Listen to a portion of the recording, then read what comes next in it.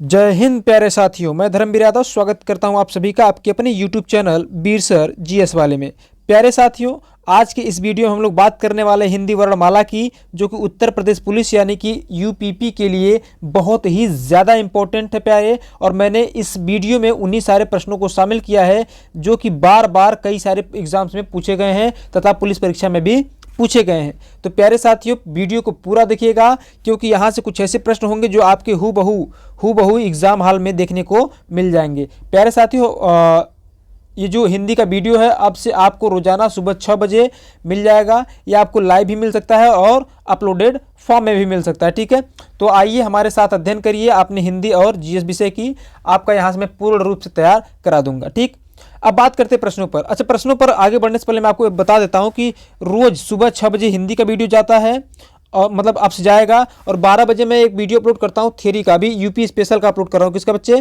तो UP special का upload कर रहा हूं 12 बजे। थियरी हो मतलब थियरी जाता है, जैसे कि मैं पढ़ाता हूं। जैसे मान लीजिए कि मैंने बात कर लिया एक जिला एक उत्पाद के बारे में, तो उसको मैं पहले अच्छे से समझाता हूं। ठीक है, फिर इसी वीडियो का जो 12 बजे मैं वीडियो देता हूं, उसी वीडियो का 7 बजे मैं एमसीक्यूज करवा देता हूं। क्या करवा देता हूं? मल्टीपल चॉइस क्वेश्चंस, यानी कि जिस प्रकार से आपको यहाँ पे दिख रहा है ना, ये प्रश्न और 4 ऑप्शन, इस प्रकार से मैं प्रश्न और उत्तर करवा देता हूं। तो क्या होता है कि जो आप थ्योरी पढ़े हैं उसी का एमसीक्यूज करने से जो चीजें आप पढ़ रहे होते हैं ना, एक्सप्लोर कर रहे होते हैं, आपके दिमाग में छप जाती हैं और हमेशा हमेशा के लिए छप जाती हैं। ठीक है, क्योंकि रिपीट भी हो जाता है और आपको उसी से प्रश्न भी मिल जाते हैं।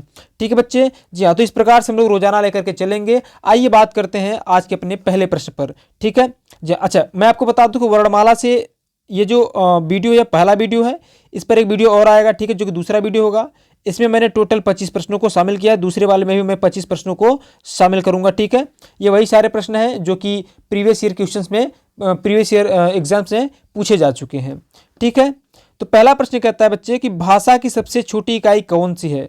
भाषा की सबसे छोटी इकाई कौन सी है? शब्द है, व्यंजन है, स्वर है या वर्ण है? तो प्यारे बच्चे, आप सभी को पता है कि भाषा की सबसे छोटी इकाई क्या होती है? वर्ण होता है बच्चे। क्या होता है? वर्ण होता है। ध्यान दीजिएगा, वर्ण या अक्षर भी आपको ऑप्शन में देखने को मिल सकता है, तो घबराइएगा नहीं। ठीक है, जी हाँ, तो भाषा की सबसे छोटी इकाई क्या होता है? वर्ण, या आपको ऑप्शन में मिल जाएगा अक्षर। ठीक है बच्चे, जी हाँ। आइए बात करते हैं अगले दूसरे प्रश्न की। उत्तर ये तीसरा प्रश्न कहाँ से आ गया? लगता है कि प्रश्न ऊपर नीचे हो गया, कोई बात नहीं है। ठीक है, बाकी तो सही है ना? हाँ जी हाँ, ध्यान दीजिएगा, दूसरा प्रश्न हो सकता है नीचे हो गया हो, कोई बात नहीं है। तीसरा प्रश्न ध्यान दीजिए, कह रहा है कि हिंदी भाषा में कितने स्वर होते हैं? कह रहा है कि हिंदी भाषा में कितने स्वर होते हैं?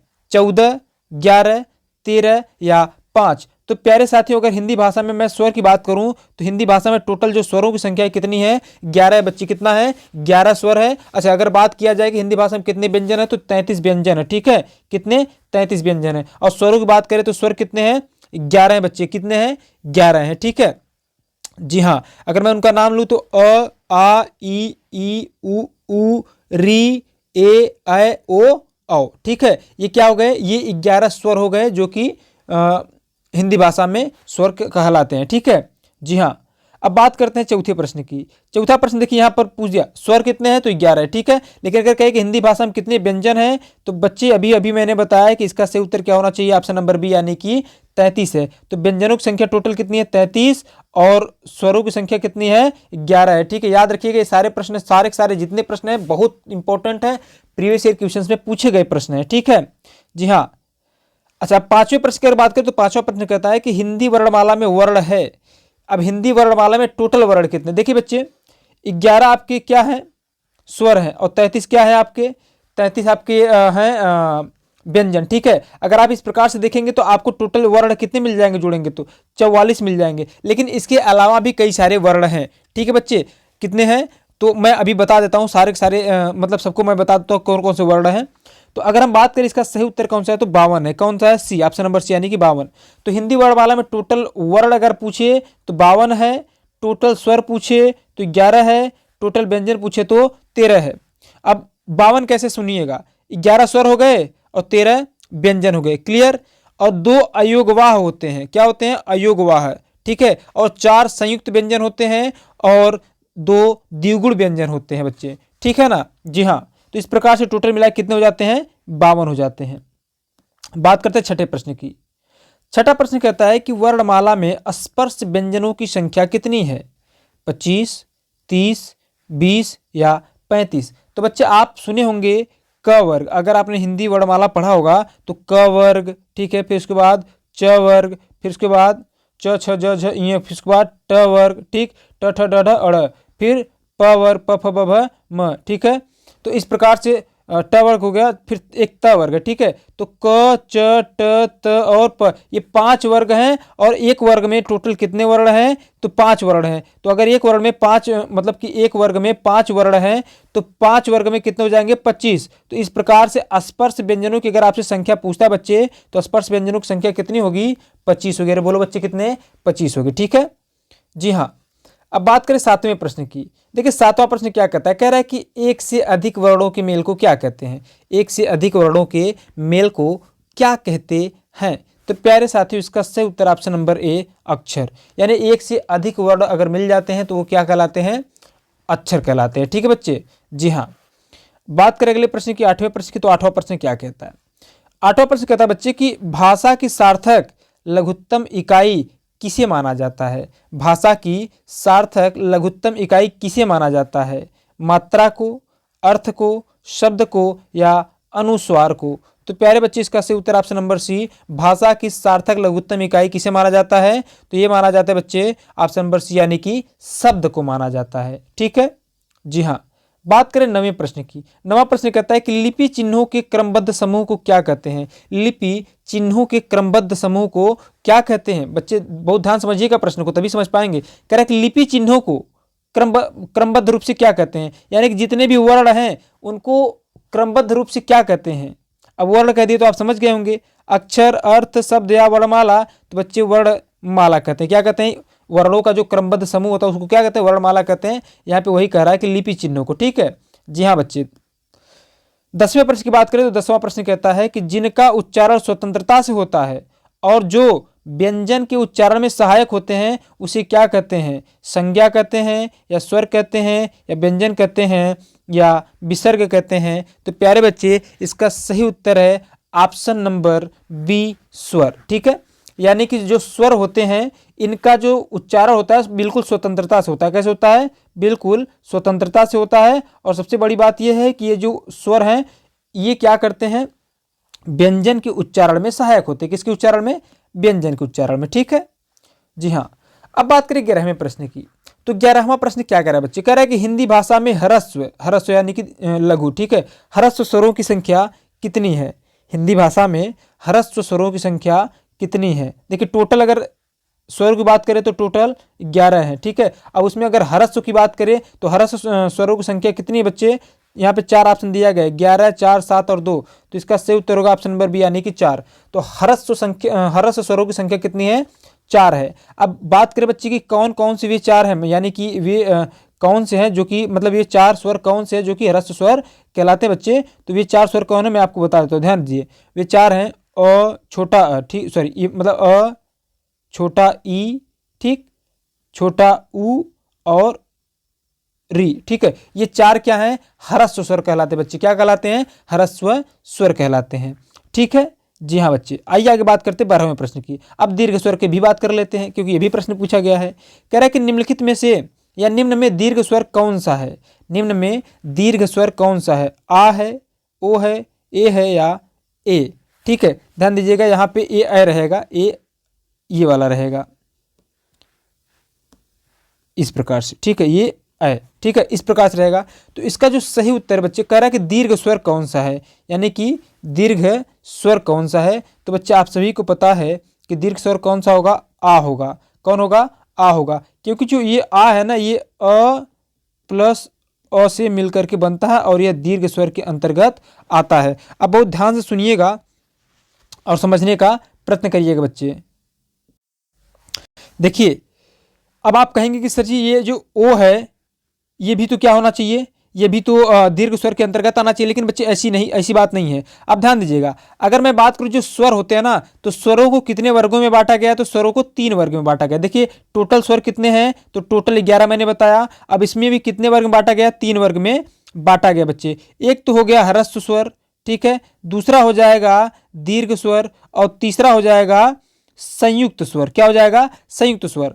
अब अगर मैं बात करूं आपसे कि जो ये दीर्घ स्वर है, ठीक है, मैं थोड़ा इसको मिटा लूँ उसके बाद बता रहा हूँ। अब ध्यान दीजिए, अब ये जो मतलब कि जो ह्रस्व स्वर है उसमें मैंने आपको बताया था कि उसमें कौन कौन आते हैं, अ, ई, छोटा ऊ और री आता है, ठीक। लेकिन अगर हम बात करें दीर्घ स्वर की, तो दीर्घ स्वर में कौन आएगा, आ आएगा, बड़ा ई आएगा और बड़ा ऊ आएगा। ध्यान दीजिएगा, जो ह्रस्व होते हैं इसी का बड़ा वाला रूप क्या कहलाता है, दीर्घ कहलाता है, दीर्घ स्वर कहलाता है। देखिए, अ आ ई उ, अ आ ई उ, यानी ऊपर वाले जो मतलब कि एकदम स्वतंत्र रूप से बोले जा रहे हैं, ये क्या है, ये ह्रस्व स्वर है और ये क्या है, ये दीर्घ स्वर है। अब बात करेंगे संयुक्त स्वर की, तो संयुक्त स्वर कौन कौन से हैं, ए, ऐ, ओ, औ, ठीक है। ये चार क्या है, ये संयुक्त स्वर है। और ये तीन है क्या आपके बच्चे, दीर्घ स्वर, और ये तीन और प्लस री, चार मिला के क्या हो जाते हैं, ह्रस्व स्वर हो जाते हैं, ठीक है बच्चे। आशा करते हैं कि आपको समझ में आया होगा, क्योंकि यहां से प्रश्न बार बार बनते रहते हैं ना, इसीलिए मैंने आपको इतना समझाने में समय लिया। बात करते हैं आगे अगले प्रश्न के बच्चे। अगला प्रश्न कहता है कि किस स्वर के उच्चारण में दीर्घ स्वर से भी अधिक समय लगता है, किस स्वर के उच्चारण में दीर्घ स्वर से भी अधिक समय लगता है बच्चे। तो इसका सही उत्तर है ऑप्शन नंबर डी, डी, ठीक है, जिसको हम लोग कहते हैं प्लुत कहते हैं, लुप्त लिख दिया गया है, ठीक है। यहाँ पे जिन्होंने पीडीएफ बनाया थोड़ा सा गलती कर दिया, खैर कोई बात नहीं, मैं यहाँ पे लिख दे रहा हूँ, ठीक है। प्लुत स्वर कहते हैं, क्या कहते हैं, प्लुत स्वर कहते हैं।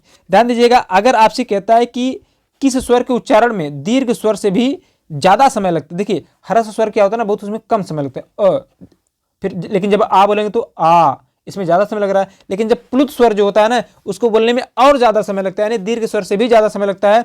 जैसे हम ये क्या लिख रहे हैं, ये क्या है, तो आप कहेंगे ओम, ये शुद्ध ओम है, ठीक है। जब आप ओम कहेंगे तो ओम कहने में कितना समय लगेगा, ओम, ठीक है, यानी कि इसको कहने में लंबा समय लग रहा है, ठीक है, अधिक समय लग रहा है, क्लियर है ना, जी हाँ। यानी कि प्लुत स्वर क्या है, इसको कहने में दीर्घ स्वर से ज्यादा समय लगता है, इसका उच्चारण करने में दीर्घ स्वर से ज्यादा समय लगता है।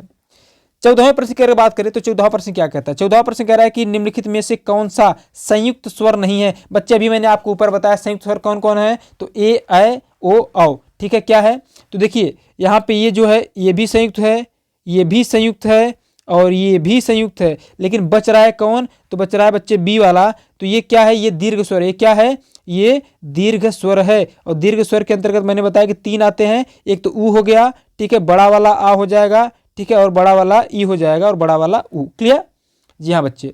बात करते हैं 15वें प्रश्न की। 15वां प्रश्न क्या कहता है, ये कह रहा है कि निम्नलिखित में से कौन सा स्वर कंठ तालव्य है, निम्नलिखित में से कौन सा स्वर कंठ तालव्य है। तो ध्यान देना बच्चे, यहाँ पे चार ऑप्शन है, ए, उ, ओ और आ। तो बच्चे इसका सही उत्तर ऑप्शन नंबर ए, यानी कि ध्यान रखिएगा, जो ए है और अ है, ए है और अ है, इन दोनों ही या फिर ये दोनों ही कैसे मतलब कि इनका ये कैसे स्वर हैं, तो ये कंठ तालव्य है, ठीक है। कैसे बच्चे, तो ये कंठ तालव्य, यानी इनका जो उच्चारण स्थान है क्या है, कंठ और तालु दोनों ही है, क्या है, इनका जो उच्चारण स्थान है कंठ और तालु दोनों को मिला करके बोला जाता है, ए, ठीक है। तो ये कौन से मतलब कि स्वर है, तो भाई इनका जो उच्चारण होता है कहाँ से होता है, कंठ और तालु से होता है, इसीलिए कहते हैं इनको कंठ तालव्य, ठीक है बच्चे। तो आपसे अगर पूछ लिया जाए कौन कौन से स्वर ऐसे हैं जो कि कंठ तालव्य हैं, तो ए और अ है। 16वां प्रश्न, 17वां प्रश्न, 17वां प्रश्न कह रहा है आपसे कि ओ और औ किस प्रकार के वर्ण है, तालव्य हैं, मूर्धन्य हैं, दंतोष्ठ हैं या कंठोष्ठ हैं, ठीक है। तो प्यारे बच्चे इसका सही उत्तर होगा आपका कंठोष्ठ, क्या होगा, कंठोष्ठ, ठीक है। यानी कि इसको यानी ओ यानी कि इसको बोलने के लिए आप कंठ से भी जोर लगा रहे हैं और अपना जो मुख है, ओठ है, इसको भी प्रयोग में ला रहे हैं, ठीक है, ओ, ठीक है। जब आप इसको मतलब पढ़िए, अपने से ही पढ़िए, बोलने का प्रयत्न करिए, तो देखिए इसका जो उच्चारण स्थान है वो कंठ भी है और ओठ भी है, इसीलिए कंठ ओष्ठ इसको कह रहे हैं, ठीक है। तो ओ औ किस प्रकार के वर्ण बच्चे, तो कंठोष्ठ प्रकार के है ना, यानी इनका जो उच्चारण स्थान है क्या है, कंठोष्ठ है, क्लियर, कंठ और ओष्ठ यानी ओठ, ठीक है, होठ, ओठ नहीं होठ कहते हैं, हरना है। 18वें प्रश्न की बात करें बच्चे, तो 18वां प्रश्न कहता है कि मात्रा के आधार पर स्वर कितने प्रकार के होते हैं। अभी मैंने ऊपर देखा था कि 3 प्रकार के हैं, ठीक है, लेकिन यहाँ अगर आपसे पूछेगा कि मात्रा के आधार पर, देखिए वे किस आधार पर स्वर थे? तो मैं आपको बता दूं कि वे जो स्वर थे ना, वे स्वरों की मतलब कि जो स्वर है ना, वो उनका वर्गीकरण किया गया है तब 3 प्रकार के। लेकिन जब आपसे कह दे कि मात्रा के आधार पर, तो मात्रा के आधार पर भी 3 प्रकार के होंगे। कौन कौन से? ह्रस्व स्वर होगा, दीर्घ स्वर होगा और प्लुत स्वर होगा। ह्रस्व और दीर्घ तो वही है, वहां पे संयुक्त स्वर था, यहाँ पे प्लुत स्वर को जोड़ा गया है। प्लुत स्वर जैसे कि मैंने आपको बताया कि ओ, यानी इसको बोलने में ज्यादा समय लग रहा है, सबसे ज्यादा। ठीक है जी हाँ। तो प्यारे साथियों, मात्रा के आधार पर स्वर कितने प्रकार के होते हैं? तो ये भी 3 प्रकार के होते हैं। 19वें प्रश्न की बात करते हैं। 19वां प्रश्न कह रहा है प्यारे कि जिनकी ध्वनि केवल मुख से निकलती है ये हैं, यानी जिनकी ध्वनि केवल मुख से निकलता है उनको क्या कहते हैं? मतलब ये कैसे हैं? वृत्ताकार या अनुनासिक स्वर या संवृत्त स्वर या निर्नुनासिक स्वर? तो बताएं बच्चे, इसका सही उत्तर ऑप्शन नंबर डी, निर्नुनासिक स्वर। ठीक है, यानी कि जिनका ध्वनि केवल मुख से निकलता है इनको क्या कहते हैं? निर्नुनासिक स्वर कहते हैं बच्चे। क्या कहते हैं? निर्नुनासिक स्वर कहते हैं। बात करें 20वें प्रश्न की, तो 20वां प्रश्न कह रहा है कि स्वर ध्वनि के प्रकार हैं, यानी कि जो स्वर है ध्वनि के प्रकार है, स्वर ध्वनि के प्रकार हैं, यानी कि स्वर ध्वनि के प्रकार कौन कौन से हैं? देखिए, पहली बात तो प्रश्न को अच्छे समझने का कोशिश करिए। स्वर ध्वनि एक में रहेगा। ठीक है, स्वर ध्वनि के प्रकार है, तो आपको पता है भैया कि दीर्घ और प्लुत और ह्रस्व ये क्या है? यह एक प्रकार के स्वर है बच्चे। ये सब क्या है? तीनों एक प्रकार के स्वर हैं। ठीक है, तो वही कह रहा है स्वर ध्वनि के प्रकार कौन है? तो भैया दीर्घ, प्लुत, ह्रस्व तीनों ही है, यानी कि चौथा ऑप्शन हम सही मानेंगे, उपर्युक्त तीनों। क्लियर बच्चे? क्या आप बात को समझ पा रहे हैं? जी हाँ। अगर आपको कोई भी डाउट हो तो आप लोग मैसेज कर सकते हैं। ठीक है, और सबसे बड़ी बात कि आप लोग अगर वीडियो को आपको अच्छा लग रहा है तो वीडियो को आप लोग लाइक करिए, चैनल को सब्सक्राइब करिए, क्योंकि इस प्रकार के वीडियो आपको डेली मिलते रहेंगे। और साथ ही साथ अपने साथियों में भी शेयर करिए तथा उनको बताइए कि कक्षाएं चल रही हैं, आएँ और अपने तैयारी को पूरा करें। अब बात करते हैं 21वें प्रश्न की। 21वां प्रश्न कह रहा है कि घ का उच्चारण स्थान कौन सा है? अब बताइए, देखिए बच्चे, अगर आप लोग पढ़े होंगे ये वर्णमाला को, पढ़े तो अच्छी बात है, नहीं पढ़े होंगे तो मैं आपको इसका भी करवा दूंगा, कोई दिक्कत नहीं है। ठीक है, तो घ जो है ना, ये जो आपसे कह रहा है कि जो घ है इसका उच्चारण स्थान क्या है? घ का उच्चारण स्थान क्या है? तो भैया क, ख, ग, घ, अंग। क्या? क, ख, ग, घ और अंग, ये पांचों के पांचों यानी क वर्ग के जितने भी वर्ण हैं इन सभी का जो उच्चारण स्थान है वो क्या है? कंठ है बच्चे। क्या है? कंठ है। तो इसका सही उत्तर क्या हो जाएगा? Option number B. तो घ का जो उच्चारण स्थान है क्या है? कंठ है। अगर आपसे ख का पूछता, ग का पूछता, घ का पूछता या अंगा का पूछता तो भी क्या रहता बच्चे? कंठ ही रहता। क्लियर है ना? जी हाँ प्यारे। आइए बात करते हैं आगे 22वें प्रश्न की। 22वां प्रश्न क्या कहता है बच्चे? 22वां प्रश्न कह रहा है कि निम्न में कंठ वर्ण कौन सा है? अब यहाँ पे देखिए, यहाँ पे स्वरों की बात कर दिया है। ठीक है, मैंने बताया था कि कंठ किसको बोलते हैं? अ आ। अब मैंने बताया था कि अ आ इसको और ओ मतलब कि ओ औ भी, जब आप ओ औ कहते हैं तो वो कंठ और ओष्ठ दोनों हो जाता है। लेकिन जब अब आप अ और आ कहते हैं तो इसको बोलने के लिए जो जोर लगता है कहाँ से लगता है? कंठ से लगता है, गले के पास से, अ आ। ठीक है जी हाँ। तो प्यारे बच्चे, इसमें सही उत्तर कौन होगा? अ होगा। ठीक है, यानी क, ख, ग, घ, अंग के साथ साथ यहाँ पे अ क्या हो जाएगा? अ हो जाएगा आपका कंठ। ठीक है, यानी कंठ से बोले जाने वाले वर्ण। तो क, ख, ग, घ, अंग, अ आ, ये क्या है? इनका उच्चारण कहाँ से होता है? तो इनका उच्चारण स्थान बच्चे कंठ से। ठीक है जी हाँ। बात करें 23वें प्रश्न की। 23वां प्रश्न कह रहा है कि निम्न में कंठ वर्ण है, निम्न में कंठ वर्ण है, यानी कि कौन कौन है जिनका जो उच्चारण बच्चे कंठ से किया जा सकता है? तो इसमें एक दो अक्षर अब और जुड़ने वाले हैं। बताइए, आप सभी को पता है कि आ क्या है? आ कंठ वर्ण है। क्या है? आ कंठ वर्ण है। तो आ के साथ अगर ह है तो इसका मतलब ह भी क्या है? कंठ वर्ण है। और विसर्ग क्या है? तो ये भी कंठ वर्ण है। जब आप कहते हैं अंग अह अह, ठीक है, यानी कि ये जो इस प्रकार दो बिंदी है इसको हम लोग क्या कहते हैं?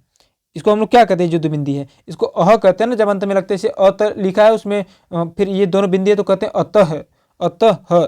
ठीक है, जब ह अह कहते हैं तो ह जो आता है बच्चे तो ह और ये विसर्ग वाला, ठीक है, ये क्या है? तो ये कंठ से बोले जा रहे हैं। कैसे बोले जा रहे हैं? तो कंठ से बोले जा रहे हैं। तो ध्यान रखना, क, ख, ग, घ, अंग, अ, आ, ह और विसर्ग ये सभी क्या है? कंठ वर्ण है। कैसे हैं? कंठ वर्ण हैं। अब बात करें आगे, च, छ, ज, झ, इसमें इ भी जोड़ दीजिए। च, छ, ज, झ, इ का उच्चारण कहाँ से होता है? च, छ, ज, झ, इय। च, छ, ज, झ, इय। अगर आप इनको बोलेंगे तो आपकी जो जिह्वा है आपके मुख के ऊपरी हिस्से से टच हो रही होगी, जिसको हम लोग तालु कहते हैं। क्या कहते हैं? तालु। ठीक है, तो बच्चे इनका उच्चारण स्थान कहाँ से होता है? तो इसका सही उत्तर हो जाएगा ऑप्शन नंबर सी, यानी कि तालु से होता है। कहाँ से होता है बच्चे? तालु से होता है। ठीक है जी हाँ। बात करते हैं आगे 25वें प्रश्न की। 25वां प्रश्न ध्यान रखिएगा। 25वां प्रश्न क्या कह रहा है कि स का उच्चारण स्थान क्या है? स का उच्चारण स्थान क्या है? ओठ है, मतलब ओष्ठ है, तालु है, दंत है या मूर्धा? स का। ठीक है, बड़ा वाला स है, जरा सा अच्छे समझने का प्रयास करिएगा। जब आप स बोलेंगे, हालांकि आपकी जिह्वा तालु से टच नहीं होगा, लेकिन स बोलने के क्रम में आपकी जो जिह्वा है ना, वो क्या होती है? हल्का से मुड़ती है और तालु की ओर, ऊपर की ओर उठती है। ठीक है, इसीलिए यह भी क्या है? तो यह भी तालु वर्ण है। ठीक है, यानी स का जो उच्चारण स्थान है वो क्या है? तालु बच्चे, यानी कि इसका सही उत्तर क्या हो जाएगा? ऑप्शन नंबर बी हो जाएगा। ठीक है, तो प्यारे साथियों, ये जो वीडियो है, वीडियो आपको कैसा लगा? वीडियो के बारे में अपना जो विचार है कमेंट बॉक्स में डिस्क्राइब करिएगा। वीडियो को लाइक करिए, शेयर करिए, और यदि पहली बार आए हैं चैनल पर तो चैनल को सब्सक्राइब करिएगा। और इसी प्रकार के रोजाना वीडियो आप लोग देखते रहिए, चैनल पे आपको मिलता रहेगा। ठीक है, तो मिलते हैं आपसे कल अगले वीडियो में। 12 बजे मिलते हैं। अभी फिलहाल तो 12 बजे हम आपसे मुलाकात करेंगे। ठीक है, उसके बाद शाम को 7 बजे करेंगे, फिर सुबह 6 बजे, फिर 12 बजे दिन में, फिर 7 बजे शाम को। तो इस प्रकार से हमारी और आपकी मुलाकात होती रहेगी। तो फॉलो करिए, सब्सक्राइब करिए। तो मिलते हैं आपसे अगले वीडियो में। तब तक के लिए जय हिंद, जय भारत।